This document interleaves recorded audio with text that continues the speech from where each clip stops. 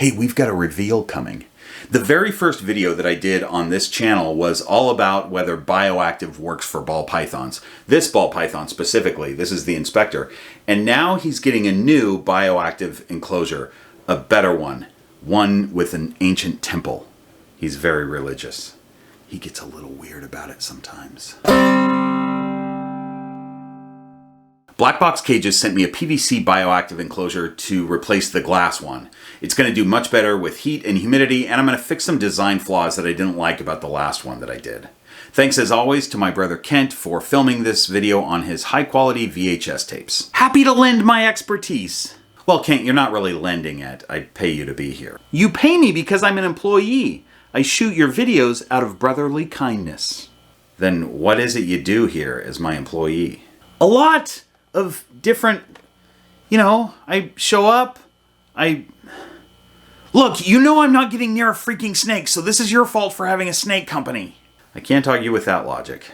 So here's the cage that I got from Black Box. It's a 36 by 24 by 18, which works well for this particular ball python. For most adult ball pythons, especially females, I would recommend a 4 by 2 by 2. This space right here fits that size cage perfectly, and that size cage works well for this particular individual. It's got a higher front lip to accommodate substrate, and I'm going to try to make a thinner background than I did last time to give him a little bit more room. He does tend to climb across the top of all that cork bark to get back and forth across the cage, and I think he likes to do that, so I want to keep that situation for him, but without all that cork bark taking up so much real estate. I had an idea for this build. I wanted to have some sort of piece that made it look like the forest was overgrowing an ancient civilization. I found a bunch of real-life examples of this and sent reference photos to my buddy Cody, hi, who has a company called the 3D Printing Department.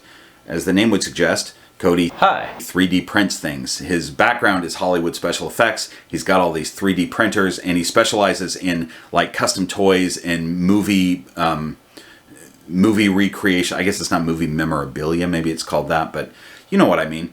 Really cool stuff, but he basically will custom make and print anything. Movie character figures? Is that what it's called? Nope.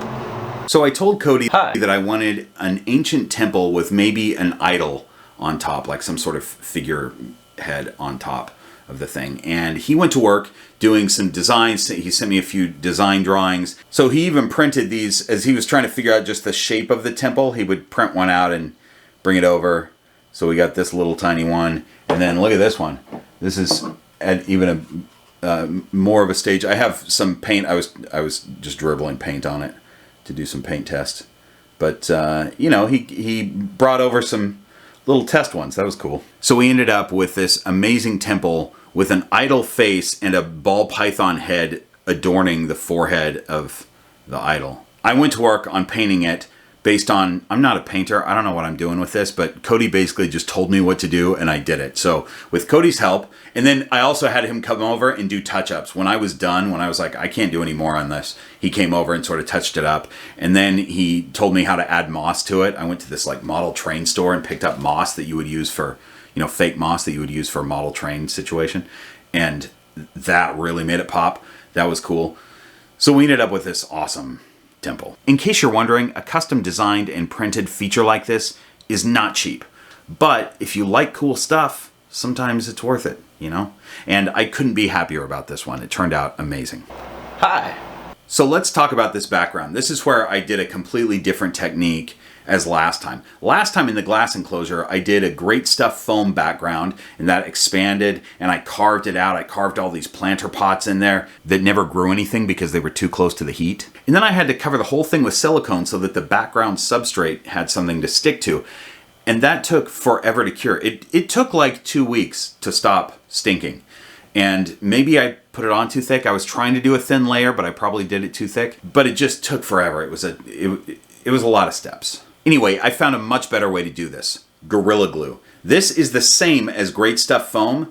Great Stuff is aerosolized Gorilla Glue. So this will expand, but not nearly as much. The downside is that it doesn't really allow for carving out things, but I'm totally okay with that. This is a much simpler process. I got the idea from Clint at Clint Reptiles. He's got some videos on his channel about this technique. I used the technique, but I modified it a little bit. So here's how it's done. Flip the enclosure on its back and start pouring out your Gorilla Glue. I just took off the cap and poured it directly out of the bottle. I'm using a tool to spread a thin layer. You don't want it too thick. When activated, Gorilla Glue will start to expand like Great Stuff foam, but it's just not going to go as crazy. Water is what activates it. So I just sprayed water onto the temple and the pieces of wood that I was going to use as background. So they're wet, they go on the Gorilla Glue, and right there is where it's going to start to expand. The background substrate is already wet, so as soon as I put that on, that's going to start to activate the Gorilla Glue. No need to spray the glue itself. For the background substrate, I used a bag of background substrate that I had from the Biodude, but I needed more, so I just added peat to that and coconut fiber. You don't have a lot of time to mess around once you get that background substrate placed because you need to start pushing. That's when the Gorilla Glue is going to start to expand. So for about an hour, you need to push it down about every 10 minutes or so. Maybe a little bit more than that for the first couple pushes, and you can spread it out a little bit more at the end of the hour. You can go like every 15 minutes or something. But you'll see as it's coming up, you're going to see when you need to push down. So just keep an eye on it and keep pushing. Gorilla Glue has almost no fumes and it cures really quickly. It's much better than a cage full of wet silicone. And it removes several annoying steps. Thanks, Clint. I like smart people, and I believe I'm a smart enough person to steal ideas from smart people. Now that we have the background installed with some climbing wood and an insanely cool temple, it's time to put in the dirt. In my commitment to removing steps in this process, I don't use a drainage layer. Back in 2020, when I built the inspector's first bio enclosure, I just ordered terra firma substrate from the Biodude. And I did that because the description claims that you don't need a drainage layer, that it retains moisture underneath the surface but keeps the surface dry that the snake is sitting on. But here's what I found out after using this stuff. They were right, it does exactly that. In about the 2.5 years that I had that enclosure up and running, I never changed the substrate. I only added to it, probably 2 or 3 times. It's cheaper to put together your own mix of substrate, but I find this stuff to be perfect, so I just buy it. You dump it in your enclosure and you're good to go. I also used their BioShot, which is this little bag of powder that you mix into the dirt and it kind of kickstarts that bioactive process of breaking down the little wood pieces and things like that. It's not necessary, especially when you have your cleanup crew in there, but it gets things going a little bit faster, which I think helps the plants to get established quicker. I can't have the inspector in the new bioactive enclosure until the plants are established there, because if he crawls over the top of them, they'll just die immediately if they haven't rooted properly. This is good timing though, because he needs to be in a tub on paper in a sterile environment anyway right now. Why, you ask? I'll tell you while we do the mid-video Patreon credit scroll. The inspector has developed a rostral abscess. That's just a fancy way of saying a bump on his nose. He's actually had a small bump on his nose for over a year, and the vet looked at it and wasn't too concerned. She said if it got worse, to bring him back in. Well, recently it has gotten worse, so I brought him back in. This could have been from a broken tooth or something external, and the vet actually thinks that this larger bump is separate from the small bump that he had over a year ago. But he's on a course of antibiotics right now, and it was nice to see when I pulled him out for this video today that he's just started to go into shed, which is perfect. So he just needs to be in a sterile environment while he heals from that. He seems totally cool with it. He just sits in his hide like he does in his bioactive enclosure anyway. Thanks to the Horde of Keepers and all these supporters over on Patreon. And thanks to these channel sponsors. If you want to pick up a bioactive cage from Black Box, here is your discount code. Just put in GRP. So I'm getting these plants put in there, and they need about 3 to 4 weeks to establish, and that should be plenty of time for the inspector to heal up. He'll be ready to go back. This was perfect timing. I already have Springtails and dwarf white isopods in the other enclosure. Those colonies have been going strong for 2.5 years since I first put them in. So I don't need to bring them all over into the new enclosure. I just need to have a handful of them. So I'm guessing I probably have like between 50 to 100 isopods that I've brought over in just little handfuls. When I see a bunch crawling around, I'll just grab a handful and put it in the new enclosure. And Springtails, I have no idea. I probably have thousands in there. Or maybe I have 100. It doesn't matter. If you just have 2 Springtails in there, there soon will be a bunch. For those new to bioactive, Springtails and Isopods are your cleanup crew. Springtails are little tiny bugs that you can barely see. They're actually everywhere, all over the earth. And they eat mold, mildew, fungus. They keep bad stuff out of your enclosure. Isopods are not insects, although you might characterize them as bugs. If you find a roly-poly or a pill bug in your yard, you've found a species of isopod. These are not insects, they're crustaceans. They're more closely related to a lobster than they are to a dung beetle. Gross! What? I said they're not like a dung beetle. But they are like a lobster, and lobsters are like crabs, and crabs are the spiders of the sea. So basically, these isopod things are the spiders of the land. I don't know. Some might argue that spiders are the spiders of the land. Just keep them away from me. I'm pretty sure a snake living in the cage will deter you from getting near any isopods. Fine, but still gross. So isopods will eat larger decaying matter. That's any leaves that drop from the plants, any little bits of shed, little pieces of decaying wood, stuff like that. Still, you need to pull the shed out of the enclosure. They'll eat the extra little tiny pieces. Definitely spot clean. Get your urates and your poop out. Don't think that because you have a bioactive enclosure, you don't need to spot clean, because you definitely do. So they're eating the larger decaying matter that the springtails don't eat. They all poop out that stuff, and that becomes fertilizer for the plants, which grow and drop leaves, and they are eaten by the bugs, and the poop, and the growth, and all the stuff, and that's bioactive. Look at me, I'm a bioactive science teacher. A recreational one. Little bits of incomplete or wrong information here and there, but it's basically the same as a professional. And here it is. There's still work to do, but check this out. All right, here we go. By the way, are you guys subscribed to the channel? Because if you like snake stuff and you're enjoying this video, you should hit the subscribe button. You could hit the like button too if you want to. Those are both buttons that are absolutely free to hit. No charge for those. So a couple of these plants were pulled out of the old vivarium. They did really well in there.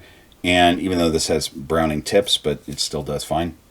The other ones are just strong plants. I'm not sure how this one's going to do. It's a little vine, but I think it'll be okay. They just have to be really strong just in case the good detective inspector decides to climb over the top of it. He can't be bothered by a plant in the way when he's on the job looking for a perp. I've said this in other videos before, but large-bodied snakes are not ideal for bioactive enclosures just because they'll kill some plants. So you've got to be willing to replace plants or move plants out of the way, kind of rearrange things once your snake establishes the trail that they kind of move through the enclosure on. He's got a radiant heat panel on this one, and the hot and cold sides are swapped in this enclosure as compared to the other one. That's a plant light, that's a grow light for the plants that will be on 12 hours a day. But like his old enclosure, he's got a subterranean hide, but this time I'm using one of the new designs from Black Box Cages where they put a hole in the top. I recommended the design to them for Aspodites keepers, but in this situation, it's going to be awesome. So on his cold side, he's got that subterranean hide, and then over to the warm side, I knew that his hide needed to be above ground to maintain the heat. So the warm hide will be here. I'm still experimenting to get it warm enough in this hide, and I may have to change things, but for right now, the idea is I buried one of those those other kind of black box hides here. So he's got a hole where he can get down into this hide and be on the ground if he wants, or be in the ground. It won't be as warm down there, but that's okay. He can sit on top of that hide inside this hide.